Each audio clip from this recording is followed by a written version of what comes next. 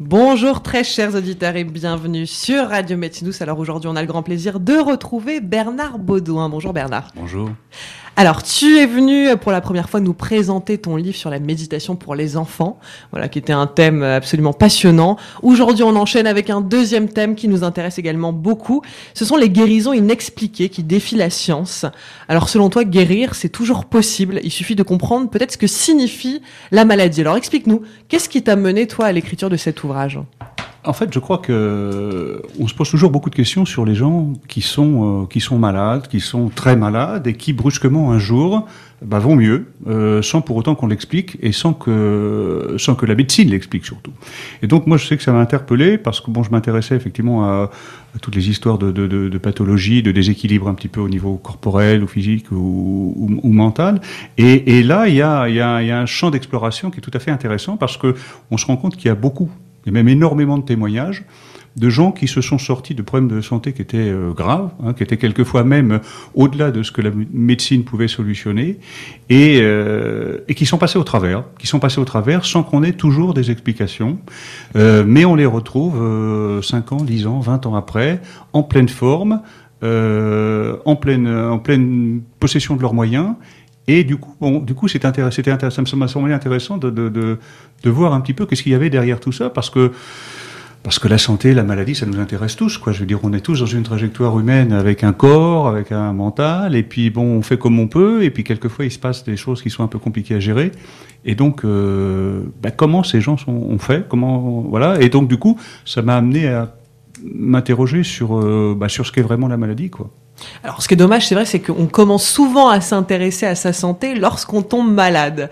Les gens ne se préoccupent pas vraiment de ce qu'ils consomment, la manière dont ils vivent, la manière dont ils pensent, avant de tomber malade. Alors, justement, la maladie peut être le déclic pour repenser une vision que l'on a de nous-mêmes. Tout à fait. C'est-à-dire que le rapport qu'on a généralement à la maladie, c'est un rapport qui est un rapport immédiat. C'est-à-dire qu'en général, on veut pas y penser tant que ça nous concerne pas. Quand on voit des gens qui sont malades autour de nous, on s'y intéresse quand ils sont très proches. Sinon, quelquefois, on reste un petit peu à distance. Mais sinon, effectivement, on s'y intéresse quand on est au premier concerné. Et après, la première réaction, c'est bien évidemment d'aller voir ou le médecin traitant ou un spécialiste pour, dans l'immédiat, régler les problèmes qu'il y a au niveau des effets de la maladie. C'est-à-dire, tout ce qui est visible, tout ce qu'on ressent, comment est-ce qu'on peut arrêter la fièvre, comment est-ce qu'on peut arrêter l'éruption de boutons, comment est-ce qu'on peut soigner une fracture, enfin des choses qui sont immédiates, qui sont dans le fait mais on n'est pas porté du tout à aller vers les causes. Alors les causes, si, au premier degré, on va nous dire, vous avez attrapé tel virus, ou vous êtes cassé la jambe parce que vous êtes tombé dans l'escalier, mais ça va. On va vous mettre un plâtre, on va vous donner tel médicament, on solutionne. Voilà, tout à fait. Et on est parti des effets, et on amène des solutions pratiques. Or, il s'avère aujourd'hui qu'on a plein de moyens. Il y a quand même eu plein de découvertes aujourd'hui, notamment avec la physique quantique, avec toutes les choses qui ont été découvertes sur les travaux sur l'esprit et sur les capacités de l'esprit. On découvre aujourd'hui que, effectivement, il n'y a pas que les effets extérieurs et que les processus médicaux qui peuvent effectivement rétablir un équilibre physique et physiologique, parce que ça aussi c'est intéressant, c'est que les gens ne se posent jamais la question de savoir comment ils fonctionnent quand ils vont bien. Je veux dire qu'on explique à très peu de gens qu'en fait notre fonctionnement au quotidien, au fil des heures, c'est toujours quelque chose qui est pas miraculeux, mais quelque chose qui est incroyablement complexe, avec des systèmes qui fonctionnent d'une manière très très sensible et très très fine, et qui quelquefois il suffit de pas grand chose pour dérégler tout le système. Comme pas grand-chose, parfois aussi, pour le remettre en place. Tout à fait. Alors, j'ai envie qu'on parle peut-être des guérisons énergétiques, parce que c'est quelque chose qui a beaucoup questionné la science. Alors, comme tu le disais, aujourd'hui, les nouveaux principes de physique quantique donnent une explication au fait que des magnétiseurs puissent guérir une personne à l'autre bout du monde, ou que dans les hôpitaux, on fasse appel, et ça se dit très peu, c'est très officieux, mais dans les services de grands brûlés, à des coupeurs de feu. Alors, tout ça, j'imagine que tu t'y es intéressé, ça fonctionne. Oui, alors on a effectivement des retours qui sont tout à fait intéressants à ce niveau-là. Et justement, ça nous amène à redéfinir ce qu'est la maladie, en fait, et à redéfinir ce qu'est notre équilibre quand on n'est pas malade, en fait. Bon, je crois qu'il faut repartir un petit peu au départ, en fait, sur le fait de savoir ce qu'est la guérison ce qu'est la guérison, parce qu'on parlait de la guérison et de la maladie, et tout ça, c'est l'équilibre instable dont je parlais tout à l'heure, mais il faut savoir que tout ça, c'est que du vibratoire, c'est que de l'énergie, en fait. Hein. Je veux dire que les atomes, c'est de l'énergie, la pensée, on sait aussi maintenant que la pensée, ce sont des ondes, mais c'est de l'énergie sous forme d'ondes, hein. Et donc, du coup, tout ce qui nous concerne, tout ce qui nous constitue, notre corps, tous les organes, tous les vaisseaux, toutes ces choses, tout ça, c'est de l'énergie. Je veux dire, et donc, du coup, il y a une imbrication de tous ces systèmes-là. Il y a les organes, il y a tous les flux, il y a les sanguins, il y a toutes ces choses-là qui font que il faut qu'il y ait une harmonie dans toutes ces choses pour que ça fonctionne, en fait. Et ce que l'on a compris, ce dont on s'est rendu compte, effectivement, quand on travaille effectivement sur l'infiniment petit et toutes ces choses, c'est que en permanence, on est un émetteur et un diffuseur d'énergie, en fait, et toutes ces choses qui diffusent en même temps et qui émettent en même temps, amène à créer notre personne, en fait, et notre équilibre, un peu notre aura, en fait, et qu'à un moment donné, il va se passer un événement qui va venir soit de l'extérieur, soit qu'on aura créé nous, ça on va pouvoir en parler aussi, qui va faire qu'il va y avoir une déstabilisation. Alors à une époque, on pensait que la maladie, elle était très locale. C'est-à-dire, on disait, vous avez un problème à la main, on va soigner votre main. C'était très localisé. Maintenant, on en arrive à dire que, en fait, la maladie, elle est globale et elle se matérialise dans votre main. C'est pas du tout la même chose, parce que ça veut dire que, comme disaient les anciens, par exemple les anciens en Asie à une époque, c'est que la maladie, c'est pas quelque chose de très localisé. Ça concerne, dès qu'on est malade, ça concerne tout notre corps. Mmh. Ça concerne et l'esprit et le corps. Et ça, c'est un petit peu dans les nouvelles formules qu'on a aujourd'hui sur lesquelles on traite. Bon, on travaille depuis un certain temps déjà là-dessus, qui nous amène à concevoir que c'est pas une toute petite partie de nous qui est malade. Le déséquilibre, il est global, même si on se sent pas mal ailleurs. En fait, ça veut dire il faut concevoir notre bien-être de manière globale, de manière holistique, vraiment la totalité de nous-mêmes, et de telle sorte que si on veut traiter ça, il faut traiter la totalité, en fait. Un peu ce que font les approches traditionnelles, comme la médecine chinoise ou la médecine indienne, qui même conçoit l'homme dans son environnement. Tout à fait, oui, parce qu'on est tout ça. On est tout ça en même temps. C'est-à-dire que c'est une redéfinition. Pour comprendre le processus des guérisons, ou des rémissions, en fait, hein, il faut comprendre le processus de la maladie. La maladie, c'est une déstabilisation à un moment donné qui va se focaliser dans un endroit du corps.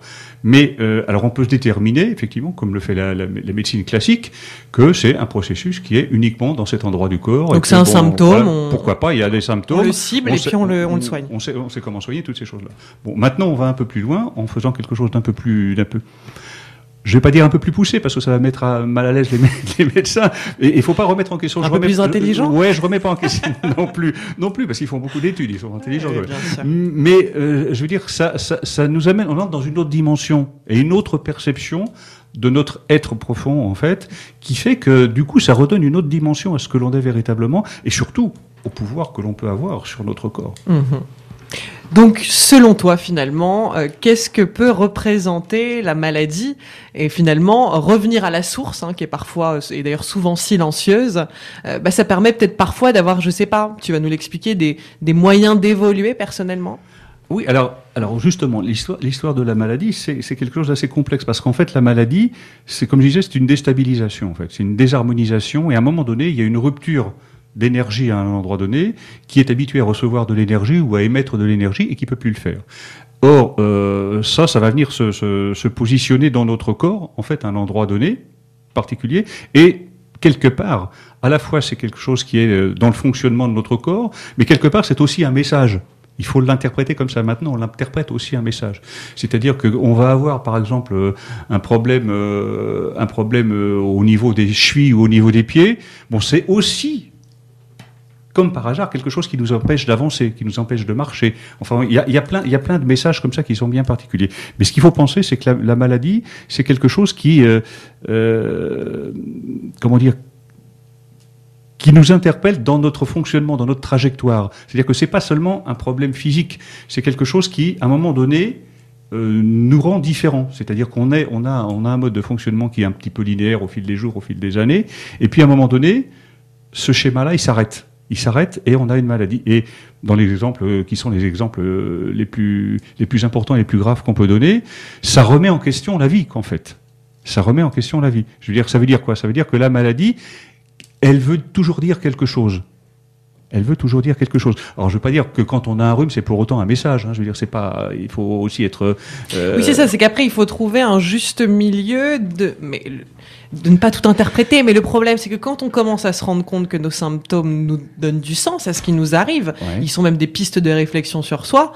On a envie dès qu'il nous arrive quelque chose. Oui, alors il y a justement un schéma qui est très simple par rapport à ça. C'est que effectivement, on se rend compte très souvent, et ça tout le monde peut le vérifier, que quand on va pas bien psychiquement, psychologiquement, parce qu'on a des soucis, parce qu'on a des problèmes, parce qu'il nous arrive des choses graves, presque automatiquement, on a des répercussions au niveau physique. C'est-à-dire qu'on va avoir, on va avoir des douleurs, on va comme par hasard se blesser, enfin il va y avoir des choses comme ça. On a maintenant par exemple aussi des découvertes, des recherches et des découvertes qui ont été faites sur par exemple l'impact du stress.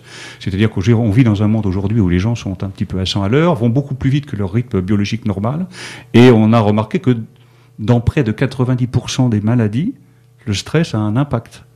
C'est-à-dire que le stress, par sa fonction bloquante en fait sur l'organisme, en fait, va dans certains cas complètement arrêter le système immunitaire. Ça veut dire qu'on peut attraper n'importe quoi à partir de ce moment-là. Mais où c'est intéressant, c'est que ça, maintenant, c'est démontré. On sait que, et tout le monde peut vérifier que quand il va pas bien dans sa tête, quelque part, il va pas bien dans son corps, comme à un moment donné, quoi. Ce qui est intéressant, c'est que quand on parle d'énergie, bon, ça, c'est aussi de l'énergie, mais ce processus-là, il marche dans l'autre sens. Ça veut dire quoi? Ça veut dire que quand, effectivement, on a un problème physique, quelque part, si on émet effectivement une énergie positive par rapport à ce problème physique, on peut inverser le processus et comme dans un cas où on générait un problème physique, on va pouvoir générer une rémission par rapport à ce problème physique. Ça veut dire qu'on prend l'énergie dans l'autre sens. C'est-à-dire que comme dans un premier temps, on avait mis de l'énergie négative qui nous a amené à un problème physique, là on met de l'énergie positive qui va nous permettre d'éliminer un problème physique. Et donc pour engendrer cette rémission, est-ce qu'il faut changer? Est-ce qu'il faut changer d'habitude?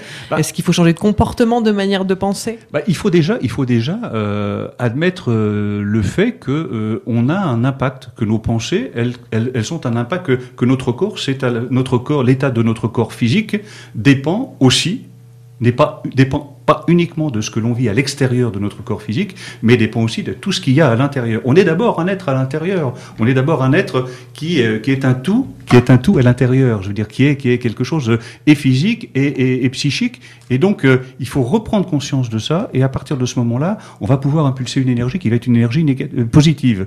C'est-à-dire que, par exemple, le fait de refuser de continuer à être malade, de se visualiser en bonne santé, de faire appel à des souvenirs de l'époque où on était en pleine santé, ça va contribuer à générer effectivement des choses positives et du coup à impulser. Et on a des sécrétions hormonales, on a des sécrétions de cellules qui sont tout à fait positives et qui du coup nous amènent. Bon, il y a des sécrétions, on arrive à des sécrétions qui font que qui sont compensatrices et qui sont de même nature que la morphine, par exemple, ou qui nous amènent à du bien-être simplement en pensant qu'effectivement les choses vont aller mieux, qu'on va sortir de ce processus de maladie.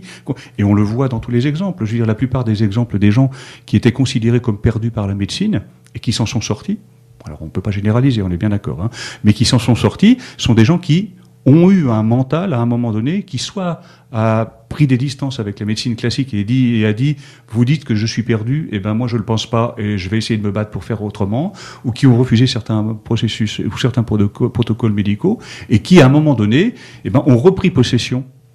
En reprenant possession de leur mental, ont repris possession de leur corps et petit à petit sont allés vers une rémission.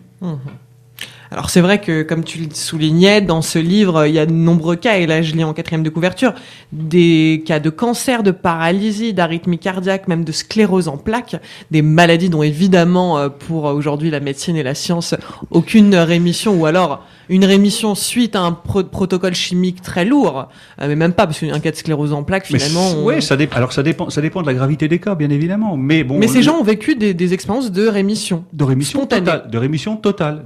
Alors, c'est pas toujours spontané. Quelquefois, ça peut prendre du temps. Mais je veux dire, ce qui est important, c'est qu'ils ont initié un principe de retour à la santé, de renaissance, en fait, quelque part, qui fait qu'ils ont dépassé le processus maladif et que, physiologiquement parlant, au niveau de leur corps, ils ont éliminé toutes les problématiques qu'il y avait. Je veux dire, donc, alors après, quels enseignements en tirer? La médecine s'intéresse de très près à ces cas-là, bien évidemment. Alors, elle n'a pas toujours des réponses. Il y a plein de réponses qu'on n'a pas. Maintenant, c'est un fait avéré que ça existe. Alors, on y croit, on n'y croit pas. Maintenant, ça existe et il y a beaucoup de cas, quoi. Mais comment est-ce qu'on peut croire à quelque chose qui ne pas croire à quelque chose qui existe? Comment réfuter aujourd'hui, comment le monde de la médecine ou le monde scientifique pourrait fermer les yeux sur ces cas de rémission? Alors comme tu disais, parfois qui prennent un peu plus de temps, certaines sont spontanées, mais il y a des gens qui se sont guéris de cancer. Moi je pense à Guy Corneau, qui est quand même un grand psychanalyste, en tout cas très connu au Québec, oui. Peut-être un petit peu moins en France, et qui a écrit ce livre Vivre, Oui, tout à fait, et qui explique sa rémission. Enfin je veux dire, il était dans un cas de cancer presque généralisé, il était presque sur le point de mourir. Oui. Et aujourd'hui il est en pleine santé, donc et même des gens qui font partie du monde de la psychologie, enfin voilà, on en voit partout. Comment ne pas les prendre en compte? On peut les prendre en compte et effectivement accepter leur témoignage. Après, c'est de savoir si on est figé dans un mode d'expression et d'interprétation des maladies. Je veux dire que très souvent, la médecine classique, par exemple, repose sur des procédés, sur des processus, sur des définitions qui sont figées et en dehors de ce qui n'entre pas dans ces cadres-là, ça n'existe pas. Je veux dire, et d'ailleurs, c'est intéressant, c'est de voir que, effectivement, tous les 100 ou les 150 ans, la science remet en question un certain nombre de croyances qu'il y avait auparavant, parce qu'on a découvert des nouvelles choses. Donc, du coup, on revoit les définitions, et les professionnels vont s'adapter à ces définitions-là, mais entre-temps, ce sont leurs références, et ils vont pas aller au-delà, parce que c'est aussi remettre en question leur mode de fonctionnement. Je veux dire, c'est aussi remettre en question leurs procédés, leurs protocoles. Je veux dire, alors, il faut savoir aussi, par exemple, on parlait des cancers. Il y a quand même des études qui ont été faites qui sont assez incroyables sur le fait que on voit très souvent des gens qui, au moment de l'annonce d'un problème de cancer et que effectivement peut-être la personne va passer en phase terminale, on entend encore des professionnels qui vont dire à des patients de but en blanc comme ça, écoutez, vous êtes perdu, il vous reste 3 mois. C'est inconcevable. C'est inconcevable parce qu'aujourd'hui on sait que mentalement la personne qui entend ça, elle va descendre d'un palier, forcément. Parce que du coup, ça va encore lui remettre un coup, encore plus que la maladie qu'elle est en train de vivre tous les jours. Du coup, on la condamne.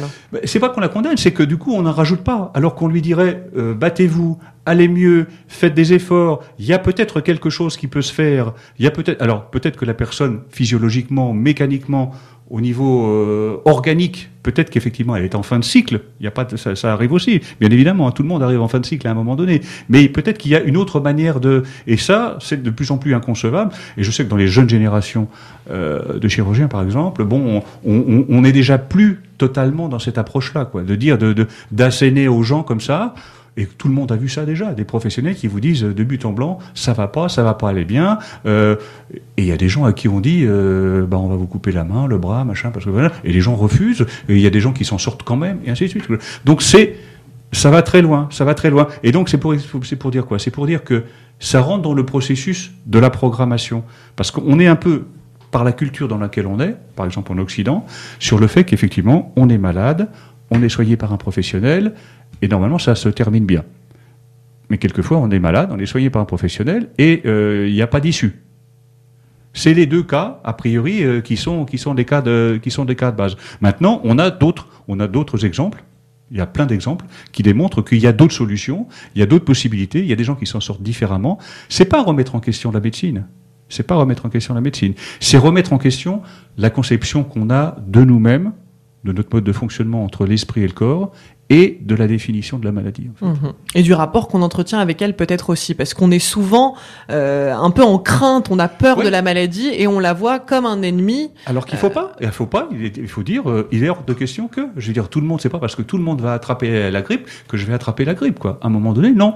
Voilà, et j'ai le droit. Non, c'est pas, voilà. Alors c'est pas pour autant qu'on va éviter plein de choses, mais d'avoir un positionnement qui soit résolument positif. Voilà, parce que effectivement douter ou avoir peur, c'est déjà un peu être dans le négatif, quoi. C'est déjà un peu prêter le flanc de dire est-ce que je vais pas attraper. Oui, c'est laisser l'espace. Oui, c'est ça. Comme tu l'expliquais, la pensée crée. On ouvre l'espace, on ouvre la porte, et à partir de là, plein de choses peuvent se passer. Non, puis finalement, on pourrait imaginer que les mots, les maladies sont la manière que le corps a trouvé pour nous exprimer des choses. Ah bah de toute façon, très souvent, c'est un message. Je veux dire, très souvent, quand on regarde bien et qu'on, a posteriori, qu'on analyse les maladies ou à quel moment les choses sont survenues, de quelle manière ça se présente, il y a toujours un rapport très intime avec la vie que mène la personne, avec le cycle de vie dans lequel elle est, avec les événements qu'elle vit dans sa journée. Par exemple, les gens qui vont avoir un décès dans leur vie, ou qui vont avoir un divorce, ou qui vont perdre un enfant, ou des choses comme ça, très souvent génèrent des maladies très rapidement, quoi. On le voit très souvent. Je veux dire, il n'y a pas des exemples. Il y en a une foultitude. Je veux dire, de gens qui, parce que du coup, ils sont en état d'insuffisance de positivité, en fait. Et du coup, c'est la porte ouverte à ce qu'ils attrapent plein de choses. J'aimerais qu'on parle juste quelques minutes du terme de placebo, parce que je trouve ça assez intéressant. Finalement, la médecine reconnaît l'effet placebo, mais elle ne reconnaît pas à travers ça la force de notre esprit à nous faire guérir. Ouais, alors ça c'est intéressant, parce que le placebo, c'est quelque chose qui existe depuis très longtemps. Il faut savoir que, effectivement, quand quelqu'un a un problème de santé, qu'on lui fait une piqûre avec de l'eau ou de l'eau sucrée simplement, dans 30 à 50% des cas, la personne va mieux, quoi. Donc, à partir de là, c'est très simple. Et ça rejoint tout ce qu'on a dit auparavant, à savoir que ça dépend de la programmation mentale qu'on a. Je veux dire, soit qu'on a, soit que l'on reçoit, en fait. Alors, ça ne veut pas dire qu'on résout tous les problèmes avec du placebo, mais néanmoins, il y a plein d'expérimentations qui ont été faites sur le fait qu'il y a un pourcentage qui est non négligeable d'amélioration dans l'état des gens. Je veux dire, donc, ça veut dire quoi? Ça veut bien dire que le mental et le physique sont intimement liés, qu'on ne peut plus les séparer. Ça, c'est vraiment des conceptions passéistes du siècle dernier, et même d'avant le siècle dernier. On ne peut plus, voilà. Et donc, tout ça fonctionne ensemble. Et donc, on est obligé de faire avec. Et ça veut bien dire aussi que voir les choses de manière positive, ça aide à ce que les choses aillent mieux. Mais vous savez, c'est le même principe que le fait de, quand on se lève le matin, je veux dire, il y a des gens qui, dès le matin, se lèvent et ils disent « Oh là là, je vais avoir une journée qui va être pourrie ». Et ben leur journée, elle va pas forcément être très bonne. Non, alors que d'autres se disent « Ça va être une journée géniale ». Et voilà. Et en fait, c'est une journée de merde. Aussi quelque part. Bon, alors j'en ai oublié ma question, à dire des bêtises, mais c'est vrai que dans ce livre, et ce qui est toujours intéressant, c'est de lire les témoignages des personnes qui ont vécu ces cas de rémission.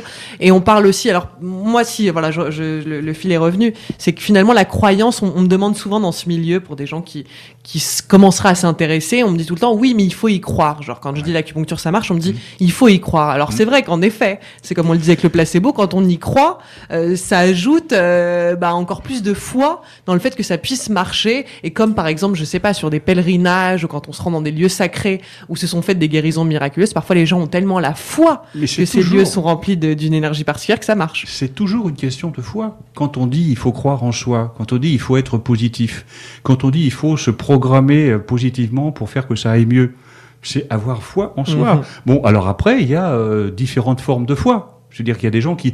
ce dont on parle, moi ce dont je parle dans ce livre, c'est de la foi en soi. Retrouver la foi en soi qui permet de dépasser tous les problèmes physiques. Maintenant, il y a des gens qui vont avoir foi en une puissance divine, en des extraterrestres, en tout ce qu'on veut. Pourquoi pas, si ça fonctionne? Ouais. Pourquoi pas, si ça fonctionne? Les gens qui vont à Lourdes, il y a eu plus de 60... guérisons, pour le coup miraculeuses, c'est pas des guérisons inexpliquées dont je parle, mais pour le coup jugées miraculeuses, il y a pas ils ont leur explication. Eux, c'est pas inexpliqué. C'est Dieu qui a fait qui a guéri quelqu'un.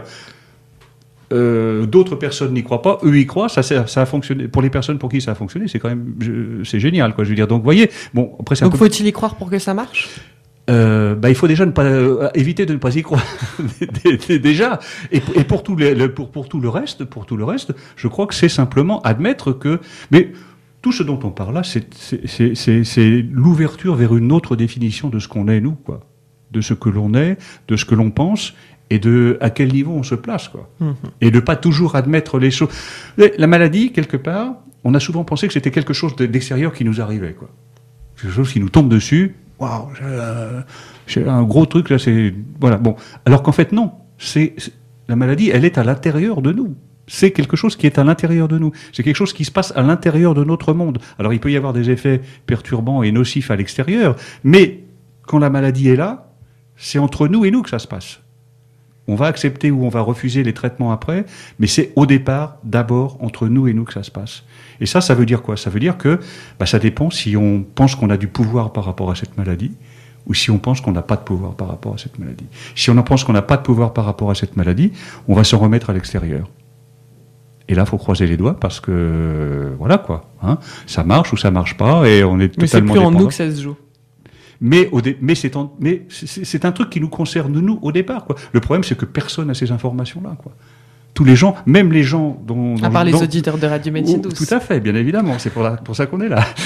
Tous les gens dont je donne des exemples sont des gens qui, au départ, sont pas du tout intéressés à ça. Sont pas du tout. Ils ont découvert ça simplement parce qu'à un moment donné, ils voulaient sortir de leurs problèmes, quoi. Et ils ont dit, c'est mon truc, c'est mon problème, c'est moi que ça concerne. Et ils ont compris que la première personne concernée et la première personne qui pouvait les sortir de ça, c'était eux. Bon, ça c'est de la foi. Ça c'est de la foi. Mais c'est aussi de la programmation. Alors après on peut, ces gens-là s'intéressent à ça, s'intéressent à ces phénomènes. Et ils découvrent quoi? Ils découvrent qu'effectivement, on peut se servir du fait qu'on a été bien avant la maladie. Se souvenir des émotions qu'on avait à cette époque-là, puisque notre mémoire garde tout en nous, d'aller chercher ces émotions-là, faire de la visualisation et de ramener ça sur notre maladie. Et du coup, ça va atténuer et gommer le processus de la maladie. Donc après, il y a des nouvelles techniques qui sont en train de se mettre en place par rapport à tout ça. La méditation, la visualisation sont des outils que maintenant tout le monde devrait pouvoir utiliser. C'est pour ça qu'on utilise la méditation à l'école, parce que ça devrait pouvoir commencer très tôt, quoi.